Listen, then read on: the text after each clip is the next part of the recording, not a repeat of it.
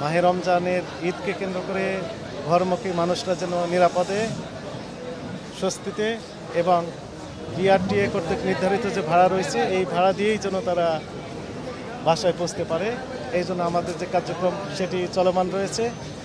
আমাদের কাছে দূরপাল্লার যে বাসগুলোর ব্যাপারে যে অভিযোগ প্রতি বছর বেশি আসে, সেই অভিযোগটা এবারে আমাদের আসলে নেই বললেই চলে। কিন্তু লোকালি যে বাসগুলো রয়েছে সেই সম্পর্কে দু একটি অভিযোগ আমাদের কাছে রয়েছে এবং সেগুলো আমরা একটু দেখলাম। যেমন ঢাকা থেকে মানিকগঞ্জের যে বাস শুকতারা এবং আরেকটি দেখলাম সেলফি, তাদের বিরুদ্ধে কিছু কিছু অভিযোগ ছিল, সেটি আমরা সরেজমিনে তদন্ত করে দুইটি পরিবহনকে আইনের আওতায় নিয়ে আসা হয়েছে। তবে ওভারঅল আমাদের কাছে এবারের ঈদটা একটু স্বস্তিদায়ক মনে হয়েছে যে কোনো বছরের তুলনায়। এবারে অভিযোগ একদম নেই বললেই চলে।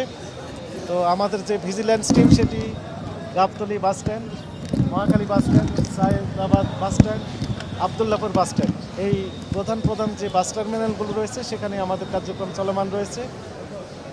ভোক্তারা যদি প্রতারিত হন তাহলে সঙ্গে সঙ্গে অভিযোগ দেওয়ার ব্যবস্থা রয়েছে। একই সাথে আইনের একটি প্রভিশন রয়েছে যে 30 দিনের মধ্যে প্রতারিত হওয়ার 30 দিনের মধ্যে লিখিত অভিযোগ দায়েরের বিধান রয়েছে। আমাদের একটি হটলাইন নাম্বার রয়েছে 16121 এবং একটি সফটওয়্যার লিঙ্ক রয়েছে। স্মার্টফোনের সাহায্যে বাসায় বসে থেকে অথবা বাসে বসে থেকে অভিযোগ দায়ের করা যেতে পারে যদি প্রতারিত হন। সেই লিঙ্কটা আমি একটু জানিয়ে দিই, www.dncrp.com। এখানে অভিযোগ দিলে ঈদের পরে আমরা শুনানির মাধ্যমে এটি নিষ্পত্তি করার ব্যবস্থা করতে পারবো। বিশ্বমানের থার্মিক্স রড, সালাম স্টিল থার্মিক্স, দেশের একমাত্র থার্মিক্স রড।